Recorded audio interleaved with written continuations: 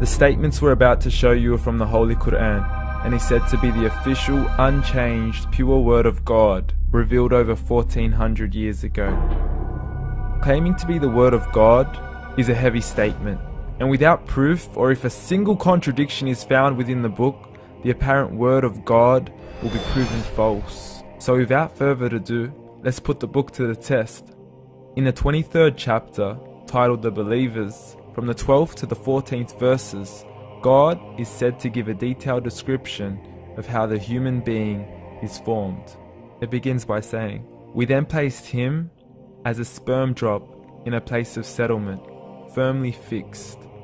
Then we made the drop into a alaqa." We will translate this word very soon. "And then we changed the alaqa into a lump. Then we made out of that lump into bones. And then we clothed the bones with flesh. Then we caused him to grow and come into being and attain the definitive human form." In the 21st century, we can now safely say that this verse is clearly describing the process of human development in correct chronological order. However, what we should be paying attention to in particular is the second stage, referring to the development of the embryo. The specific word used to describe the embryo in this verse is the word alaqa. The word alaqa, when translated into English, can mean three separate things.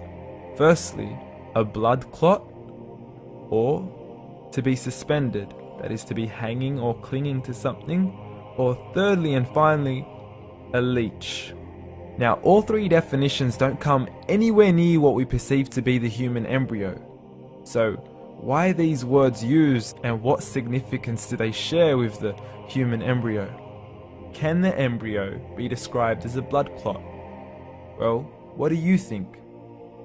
In the third week of embryonic development, a tubular heart joins with the blood vessels to form a primordial cardiovascular system, and by the end of the third week, the blood is circulating and the heart begins to beat on day 21.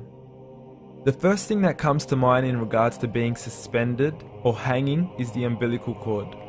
But we can't use that example because we are simply referring to step 2, before the baby has even formed. But we now know today that the umbilical cord is formed from the connecting stalk. And the connecting stalk is formed as soon as the embryo is formed. The embryo's connecting stalk has even been described by John Allen and Beverly Kramer as an object to suspend the developing embryo in the extra embryonic column. So an embryo is suspended and does have a strong resemblance with a blood clot. What on earth would an embryo have to do with a leech? Figure A shows the structure of an embryo at 25 days. Figure B shows a leech. Now please note once again that the embryo in this stage is no greater than the size of a kernel of wheat. This is an X-ray of the embryo at 22 days. This is the internal structure of a leech.